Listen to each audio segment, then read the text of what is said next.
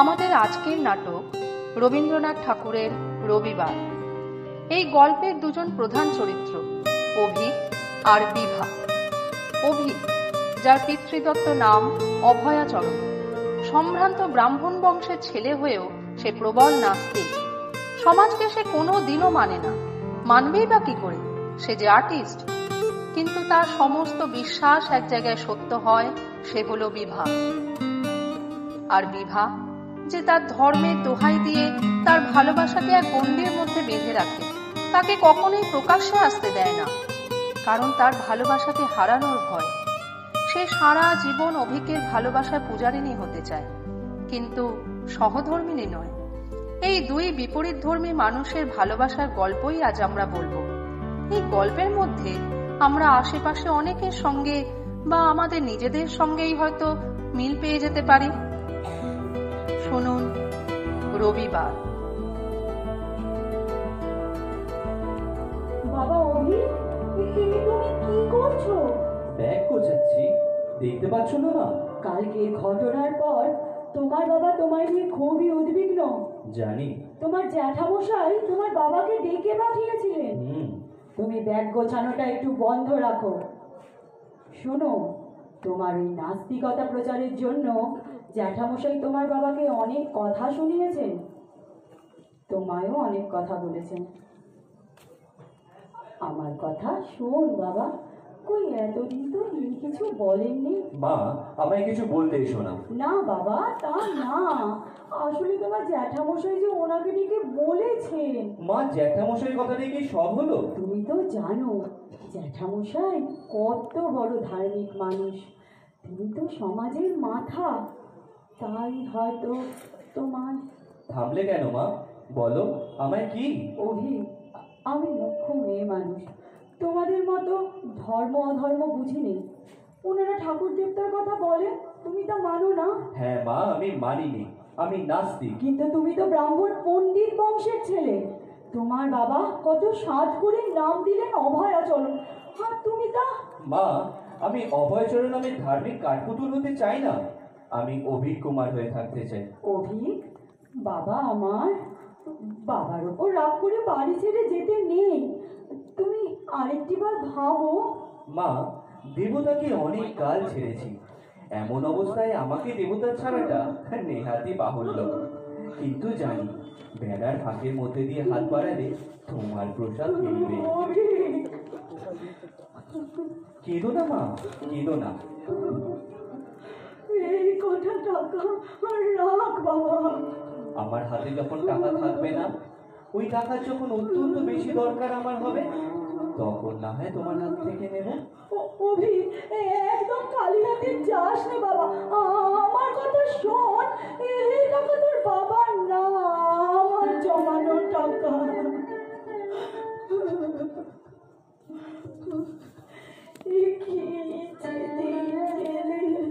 পিঠে ধরেছি রে বাবা।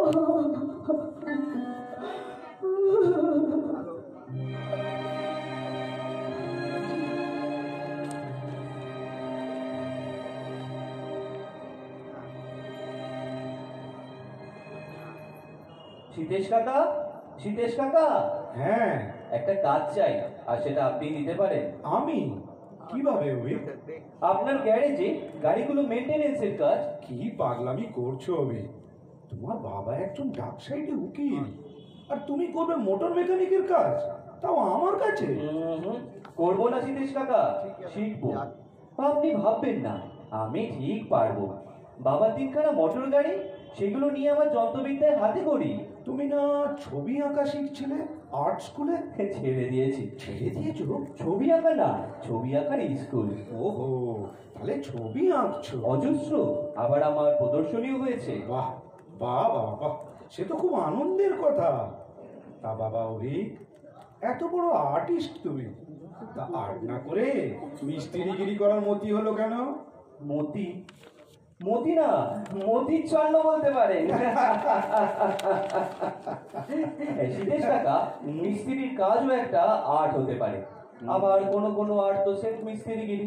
বাবা অভিক, আর্ট স্কুলের মেয়াদ পুরোবার আগেই পালিয়েছো, আর আমার এখান থেকেও পালাবো, তাই তো? দেখুন শ্রীদেশ কাকা, মেয়াদ মানেই হলো বাধ্যতামূলক সময়সীমা। ও আমার হাতে সয় না। তবে পালালেও আপনার কোনো ক্ষতি হবে না। কিরকম? যতদিন থাকবো বেগার কেটে দেবো। তোমার যখন ইচ্ছা তাই হোক।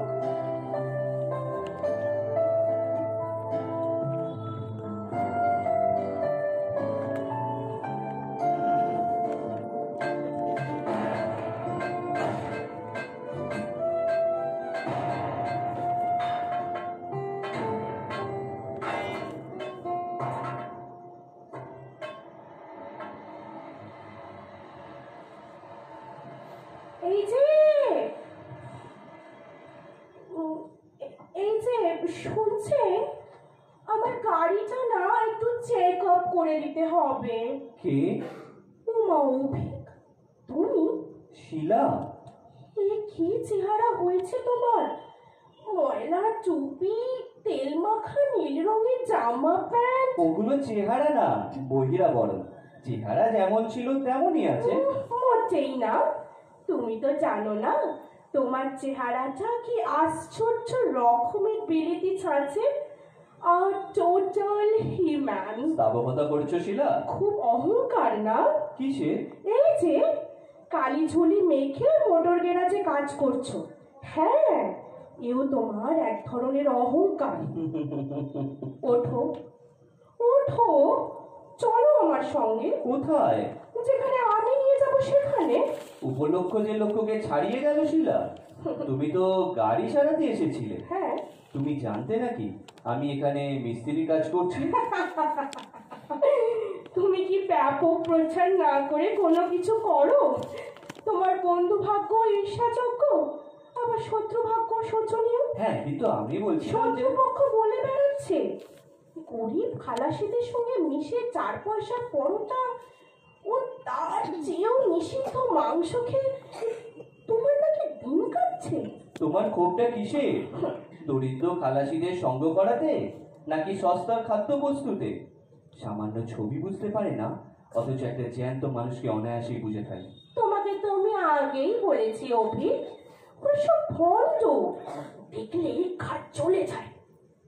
আটের ওরা বোঝে কি? যত সব অশিক্ষিতের ন্যাকামি। যাও যাও, মুখ ধুয়ে পোশাক বদলে এসো, আমি অপেক্ষা করছি। ও যাও। হ্যাঁ, ধূপ দুরস্ত হতেও একটু সময় লাগবে।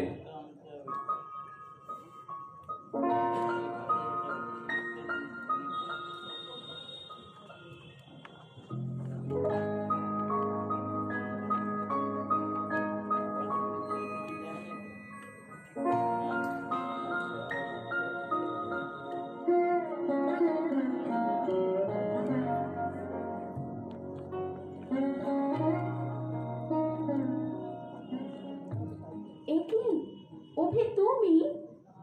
এক সুদীর্ঘ সময়ের পর তোমার সঙ্গে দেখা। আজ রবিবার, ব্রাহ্ম মন্দির উপাসনা থেকে ফিরলে বুঝি? বিভা, তোমায় দেখলে আজও কলেজে সেই প্রথম দিনগুলির কথা মনে পড়ে। আমারও মনে আছে অভিক।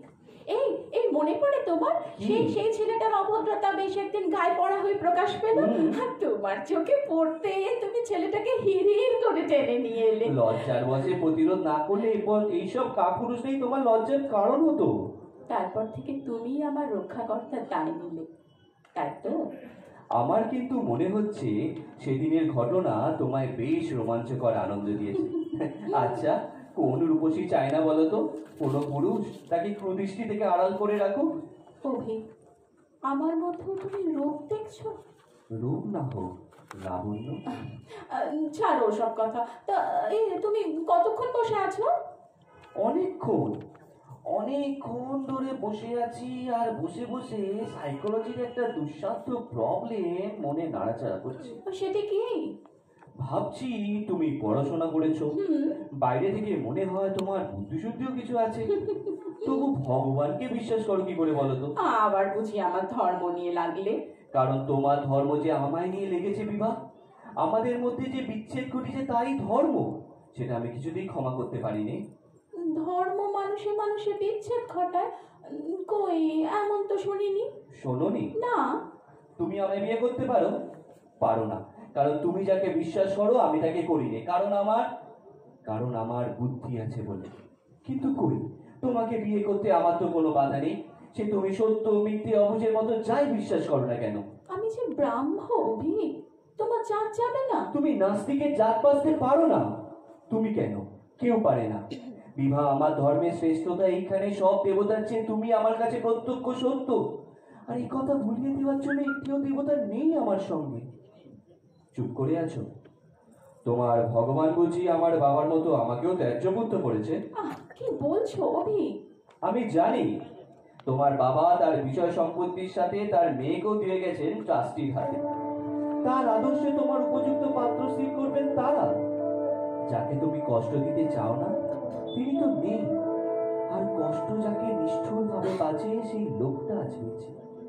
হাওয়ায় তুমি ছুরি মারতে ব্যথা পাও, আর দরদ নেই তোমার এই রক্ত মাংস বুকের পর। অভিক, পিসিমা। কি রে সুস্মি, অনেক বেলা হয়ে গেল যে। এই তুই চাবিটা নে, ভাড়াটা একটু বের করে দে, আমি এক্ষুনি যাচ্ছি। দেরি করো না কিন্তু। ওঠার আগে তোমায় একটা জিনিস দেখাতে চাই। এই দেখো। ওমা, এটা তো সেই ঘড়ি, প্ল্যাটিনামের, সোনার মণিবন্ধ হিরের টুকরো চিপ দেওয়া। এটা তোমাকে বেচতে চাই। কিন্তু এত দেশ থাকতে আমার কাছে বেচতে এলে কেন? কেননা জানি দর কষাকষি করবে না। বাহ, কলকাতার বাজারে কেবল আমি বুঝি ঠকবার জন্য তৈরি হয়ে আছি। ভালোবাসা খুশি হয়ে ঠকে। তাই? আচ্ছা, যদি আমার হাতে টাকা থাকে আমি এমনি তোমাকে দেব, কিন্তু না অভি, তোমার এই ঘড়ি আমি কিছুতেই কিনবো না। ভিক্ষা? তা কেন? মনে করো দান। যদি তোমার সমান ধনী হতো তবে তোমার দাম দিত উপহার বলে। তবে না, একটি পয়সা আমার চাই না। এই নাও ঘড়ি। মেয়েদের তো নেবারই সম্বন্ধ অভি, তাতে কোনো লজ্জা নেই। কিন্তু সত্য করে বলো তো আমাকে, তোমার কি এমন জরুরি দরকার পড়লো যে এটা আমাকে বিক্রি করছো? আমার পুরনো ফোর্ড গাড়িটা বেচে দিয়েছি। তার সঙ্গে আরো 800 টাকা হলে একটা পুরনো ক্রাইসলার গাড়ি পাওয়ার আশা আছে। কি হবে ক্রাইসলার গাড়িতে? আর যাই হোক, বিয়ে করতে যাবো না। এই শিলাকে দেখেছো তো, পুরোটা মিথ্যে নেবে। দেখেছি, তোমার পাশে যখন তখন যেখানে সেখানে। শিলা মডার্ন, প্রোগ্রেসিভ, বোদ্ধা। ও আমার পাশে নিজের জায়গা করে নিয়েছে। হ্যাঁ, মেয়ে সম্প্রদায়ের বুকে শেল বিঁধবে, তাতেও আনন্দ কম নয়। ঠিক করেছি, নতুন বানিয়ে তোলা ক্রাইসলার গাড়িতে শিলাকে নিয়ে বেরিয়ে আসবে। যেও। যেও? হ্যাঁ, যেও। এত বড় একটা ঘটনার এই প্রতিক্রিয়া? সত্যি করে বলো তো বিভা, তোমার মনে কি একটু খোঁচা লাগে না? অভি, আমাকে এর মধ্যে টানো কেন? আশ্চর্য বিভা, তুমি আশ্চর্য। কিছুতেই তোমায় ঈর্ষা জাগাতে পারি না আমি। তোমার অন্তরের অন্তঃস্থলে যদি কোনো এক মুহূর্তে একটি ঈর্ষা জেগে থাকে, সেটা অন্তত জানতে দিলে না আমাকে। অথচ তুমি জানো। চুপ করো, আমি কিচ্ছু জানি না। আমি কেবল জানি যে তুমি অদ্ভুত, অদ্ভুত তুমি, সৃষ্টিকর্তা, তুমি অট্টহাসি। আমি জানি তুমি আমাকে মুখ ফুটে বলবে না, কিন্তু আমি বলবো, আমি তোমাকে চাই চাই চাই। আর সেই সঙ্গে বলবে তোমার ক্রাইসলার গাড়িও চাই চাই চাই। এই তো জেলাসি। প্রমাণ হোক নিভে যাও ভলক্যানো নয় তোমার মন, তাতে আছে ভালোবাসার অন্তঃগুড়ো আগুন, তাজা বিষবিয়াস। এই আগুন খুঁজতেই বুঝি তুমি এসেছো সকালবেলা। আসলে ঘড়ি বেচাটা তোমার অজুহাত। ঠিক তাই, তোমার কাছে কেবল দাম চাইতে আসেনি। যেখানে তোমার ব্যথার উৎস সেখানে আমি আঘাত করে ব্যথার উৎসকে রক্তাক্ত তুমি করছো অভি, কিন্তু না, সেটা জেলাসি না, অপমান। কিন্তু আমি আমার ভালো লাগে না। মেয়েদের প্রতি স্বভাবতই একটা দূরত্ব বাঁচিয়ে চলা পুরুষের পক্ষে ভদ্রতা। আমরা মডার্ন, মেকি ভদ্রতা আমরা মাটি না, খাঁটি স্বভাবকে মানি। শিলাকে পাশে নিয়ে ঝাঁকুনি দেওয়া ফোর্ড গাড়ি চালাই, এটাই স্বাভাবিক। ভদ্রতার খাতিরে মাঝে দিনার জায়গা রাখলে অশ্রদ্ধা করা হতো স্বভাবকে। মিথ্যাই আমি বকে মরছি। আসলে মডার্ন কালটাই হলো খেলো। একটু বসো, এই নাও ধরো, পুরো 800 টাকা আছে। আমায় ভুল বুঝো না অভি, তোমার অভাব ঘটেছে, আমার নেই। অভাব আছে আমার, দারুণ অভাব, আর তোমার হাতেই রয়েছে তার সুযোগ পূরণ করার। কি হবে বলো তো সামান্য টাকায়? যতটুকু পেরেছি তার সুখ থেকে কেন আমায় বঞ্চিত করবে অভি? না, কিছুতেই না। তোমার কাছ থেকে সাহায্য নিয়ে শিলাকে আমি গাড়ি চড়িয়ে বেড়াবো, এই প্রস্তাবে তুমি ধিক্কার দেবে। আমি ভেবেছিলাম তুমি রাগ করবে। রাগ করবো কেন? এমন ছেলে মানুষই কতবার দেখেছি আর মনে মনে হেসেছি। বিভা, তুমি আমায় এত বেশি জানো বলেই এমন। ঘোরতর নিশ্চিন্ত থাকো। তুমি যে আর্টিস্ট, সাবালক শিশু।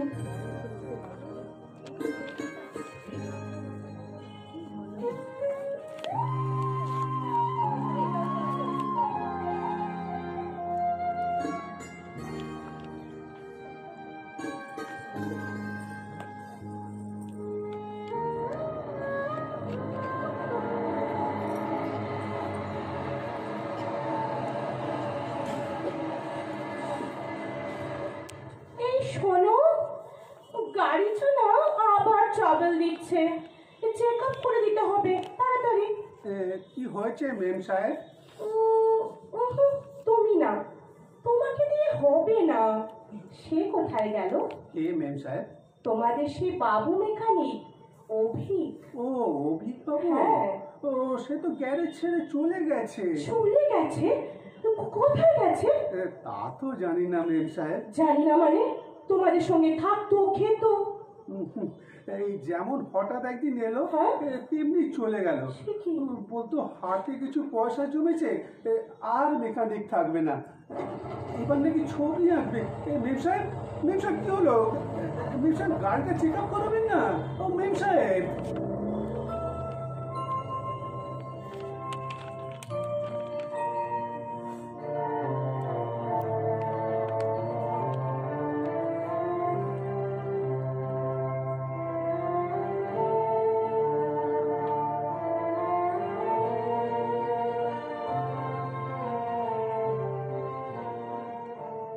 পিসিমা, ও পিসিমা, অমরবাবু এসেছেন। সুস্মি, বলে দে না, আজ আমার শরীরটা। আচ্ছা থাক, আমি যাচ্ছি। মাস্টারমশাই বসুন। শরীর ভালো নেই বুঝি? না না, সেরকম কিছু না। আজ আমি ঠিক পড়াতে আসিনি। তবে এবছর কোপেনহেগেন সর্বজাতিক ম্যাথামেটিক্সের কনফারেন্স হচ্ছে। আমার নাম কি করে ওদের নজরে পড়লো জানি না। ইন্ডিয়া থেকে আমি নিমন্ত্রণ পেয়েছি। সত্যি? হ্যাঁ, এত বড় সুযোগ তো ব্যর্থ হতে দিতে পারি না। না না, ব্যর্থ হতে দেবেন কেন? আপনাকে নিশ্চয়ই যেতে হবে মাস্টারমশাই। তোমার কাছ থেকে আর কত সাহায্য নেব মা? না না মাস্টারমশাই, এই সমস্ত কথা। না না, এতে লজ্জা পাওয়ার কিছু নেই। অধ্যাপকরা চিরকালই দরিদ্র। আমার উপরওয়ালা হুম, যারা আমায় ডেপুটেশনে পাঠাতে পারতেন তারা রাজি না। পাছে কনফারেন্সে গিয়ে মাথা ঘুরে যায়। সে কি? ভালোই হলো, আজ আমি ছুটি পেয়ে গেলাম।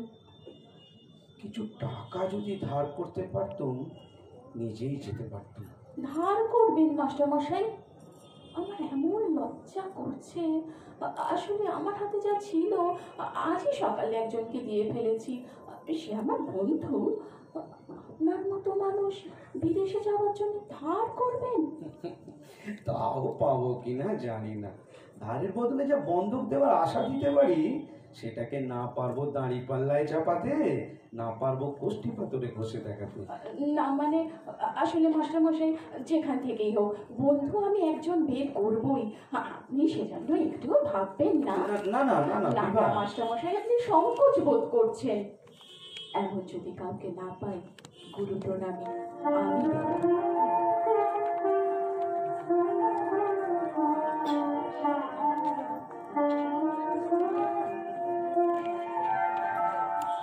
কি ব্যাপার? বাক্স বের করে কাঁথা পেতে মেঝের ওপর গয়না সাজাচ্ছ? বসো অভি, আমাদের পরিবারে পরিচিত জুহুরিকে ডেকে পাঠিয়েছি। কেন? তুমি তো জানো অমরবাবু বিদেশ যাবে, তার ফান্ডের আয়োজন করছি। অন্ধ আবেগের বশে আমায় একবার 800 টাকা দিয়ে ভালোবাসার স্পর্ধা অনেক কমে গেছে মনে হচ্ছে। তা তোমার মাস্টারমশাই কি নেপথ্য আয়োজন জানেন? জানলে তার বৈজ্ঞানিক পৌরুষে ঘা লাগবে নিশ্চয়ই। তা কেন? ক্ষুদ্র আমি, এই শ্রদ্ধার দান তার অধিকার। কিন্তু মেয়েদের গয়না কেবল আমাদেরই আনন্দ দেওয়ার জন্য, তা সে যতই সামান্য হোক না কেন, কারো বিলেত যাওয়ার জন্য না, সে তিনি যতই বড় হন না কেন। কিন্তু অভি, এ যে আমার স্বদেশকে দেওয়া, বিদেশে ভারতের নাম উজ্জ্বল হবে।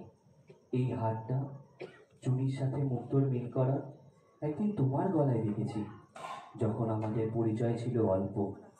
সেই প্রথম পরিচয় স্মৃতিতে এই হারটা যেন আজও এক হয়ে মিশে আছে। অভি, ওটা না হয় তুমি নিলে? না, তোমার সত্তা থেকে ছিনিয়ে নেওয়া হার সে একেবারেই নিরর্থক।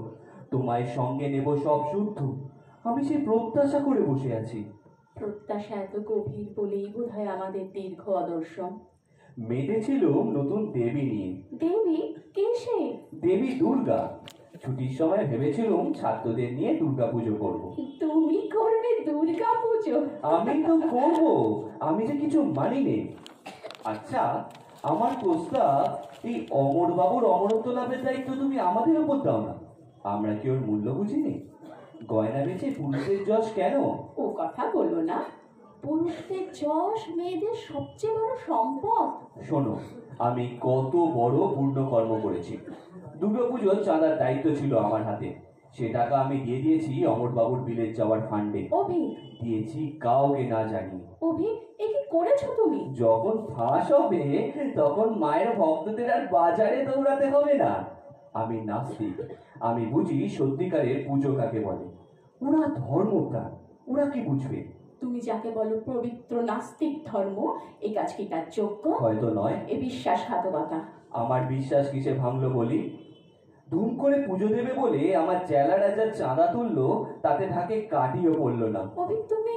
শোনো বিভা, তারপর আমার চেলারা সাধু সেজে একজনের বাড়ি গিয়ে বলল, তার বড় ছেলে, যে ছেলে বিদেশে আছে, মা যদি উপযুক্ত পাঁঠা না পায় সে ওলা উঠোয় মরবে। এসবের মধ্যে তুমি কি করে আছো অভি? বিভা, তাই ওই টাকার কলঙ্ক মুছতেই করেছি। কৃষ্ণা, রঘু বেয়ারা জ্বর বেড়েছে, সে কি রে? খুব কাশিও হচ্ছে, একবার এইদিকে এসো না। হ্যাঁ, যাই। বিশ্বহিতৈষিনী, রোগী সেবা করতে তুমি সারা দিন ব্যস্ত হয়ে আছো, আর যে বিশ্রী রকমের সুস্থ হয়ে আছে তাকে মনে করার তুমি সময় পাও না। বিশ্বহিত নয় গো, কোন এক অতি সুস্থ হতভাগাকে ভুলে থাকার জন্য এত কাজ বানাতে হয়। হাতটা ছাড়ো, আমি আসছি। গয়নাগুলো পড়ে রইল, একটু দেখো। কিন্তু আমার লোককে সামলাবে। তোমার নাস্তিকতা।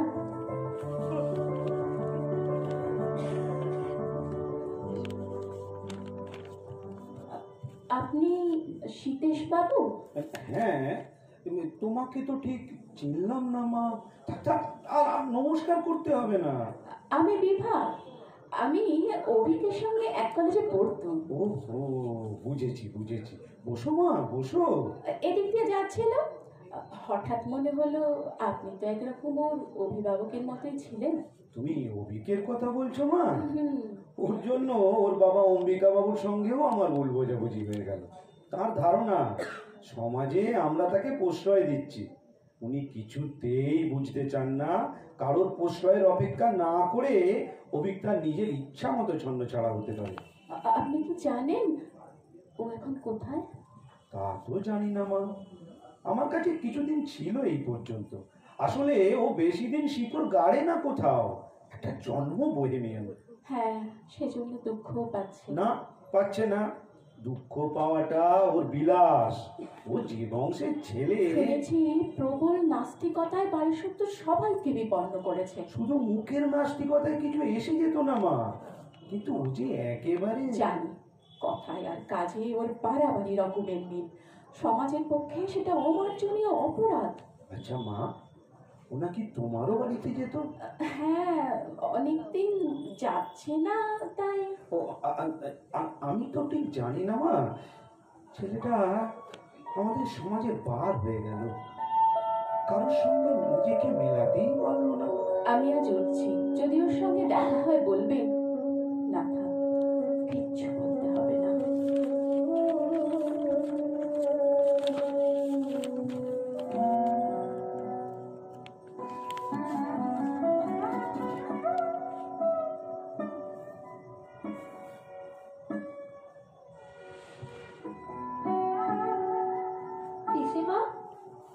অভিকবাবু অনেকদিন আসেনি না? তিনি তার মর্জিতে আসতেন সুস্মি, উনি তো কোথাও বেশি দিন স্থির হয় না। যায় পিসিমা, ওদিকে যে মেলা কাজ। অভি, এখন তুমি কোথায়? আমি যে কষ্টে আছি, একবার আসবে না? এ কি পিসিমা, তুমি এখনো তৈরি হওনি? কেন তৈরি হব কেন? বারে, আজ না রবিবার, তুমি সমাজে যাবে না? যাবো না বলতে নেই, আসলে যেতে পারছি না, শরীরটা ভালো নেই রে। তাহলে তুই যা। আমি একা? বড় হচ্ছিস, একা চলতে শিখতে হবে না? আমি একা নই। আর শোন, সমাজে যদি চেনাশোনা কেউ আসে, থাক। কি বলছিলে? কিছু না, তুই যা। যাওয়ার আগে একবার লেটার বক্সটা দেখে যাস। আচ্ছা। পিসিমা, তোমার চিঠি। চিঠি? কে লিখলো রে? দেখি দেখি। এ কি? এ অভির হাতের লেখা। আমার মধুকরী, জাহাজে স্টেকার হয়ে চলেছি বিলেতে। ভাবনা করো না বলছি বটে, কিন্তু ভাবনা করছো মনে করে ভালো লাগে। কেন বিদায় নিয়ে গেলে না? রাগ করো না, আমি যে আর্টিস্ট, জানি এই পরিচয় তোমার একটুও শ্রদ্ধা নেই, এই আমার চির দুঃখের কথা। এজন্য তোমায় দোষ দেব না। অনেক মোড়ও আমার ছবির অন্যায় প্রশংসা করেছে, আবার অনেক মিথ্যুক করেছে ছলনা, কিন্তু তুমি আমার মন ভোলানোর জন্য কোনোদিন কৃত্রিম স্তব করনি। একদিন বিশ্বের কাছে যখন সম্মান পাবো অমর বাবুর মতো, তুমি বড্ড অভিমানী। হ্যাঁ, তখন সবচেয়ে সত্য সম্মান আমাকে তুমি দেবে হৃদয়ে সুধা মিশিয়ে। আমি জানি যতক্ষণ তোমার বিশ্বাস চরম সত্যে না পৌঁছাবে ততক্ষণ তুমি অপেক্ষা করবে। সেই অপেক্ষা শেষে রাত দিন বালিশে মুখ গুজে তোমায় বলতে হবে, নামের সঙ্গে নাম গাঁথা হতে পারতো চিরকালের মতো, কিন্তু হলো না। অপেক্ষা না অভি, এখনই যে নিষ্ঠুর শাস্তি আরম্ভ হয়েছে।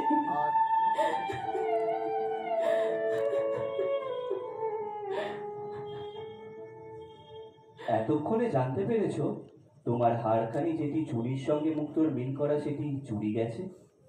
এই হার তুমি বাজারে বিক্রি করতে যাচ্ছ, তা আমি কিছুতেই সহ্য করতে পারছিলাম না। ওই হারের বদলে আমার এক তাড়া ছবি তোমার গয়নার বাক্সের কাছে রেখে এসেছি। আমি পেয়েছি, যত্ন করে রেখেছি। অপেক্ষা করো, তুমি ঠকবে না, কখনোই না। আমি জাগ দিয়ে বলছি, ওই ছবিগুলো দুর্মূল্য, দীপ্তি একদিন পাবে। তার আগে পর্যন্ত হেসে নাও, কেননা তা সব মেয়ের কাছেই তার ভালোবাসার পুরুষটি ছেলে মানুষ। আমার হাসি পাচ্ছে না, আমি এই কথা বিশ্বাস করি। তুমি মনে মনে কখনো আমায় ঈর্ষা করেছো কিনা জানি নে, তবে এই কথা সত্য, মেয়েদের আমি পছন্দ করি, আমার ইন্সপিরেশন, আমায় কৃতজ্ঞ করে। কিন্তু তারা সব নিহারিকা মণ্ডলী, তার মাঝখানে তুমি একমাত্র ধ্রুবতারা, তার আভাস তুমি সত্য।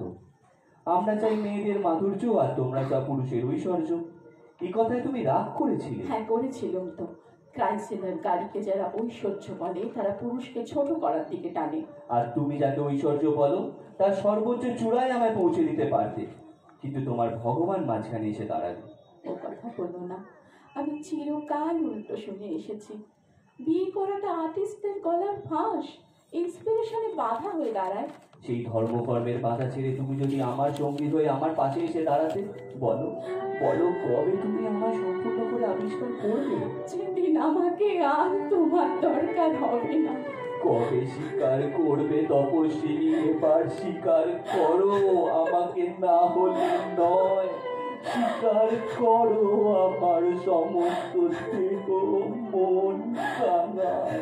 তবু আমি বলবো, আমি কাঙালপনা করতে চাই নে। আমি দিন রাত বলবো আমি কাঙাল, আমি তোমাকে চাই চাই চাই।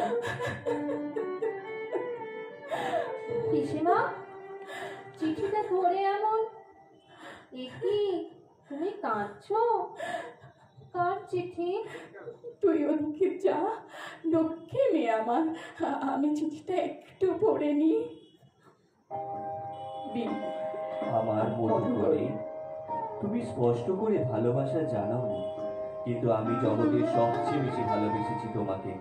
সেই ভালোবাসার কোনো এক অসীম সত্য ভূমিকা আছে বলে যদি মনে করা যায়, এবং তাকেও যদি বলো তোমাদের ঈশ্বর, তাহলে তার দুয়ারা তোমার দুয়ার এক হয়ে রইল এই নাস্তিকের জন্য। কেন চলে গেলে অভি, কেন চলে গেলে বিলেতে?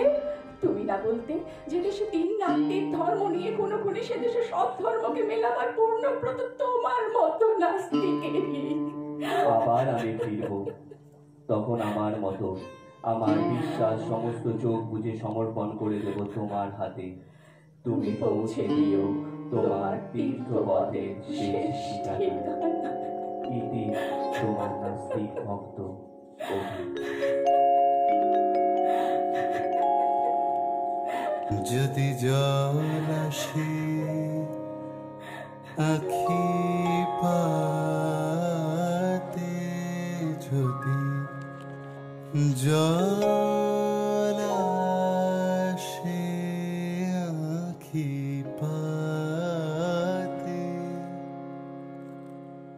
একদিন যদি খেলা থেমে যায়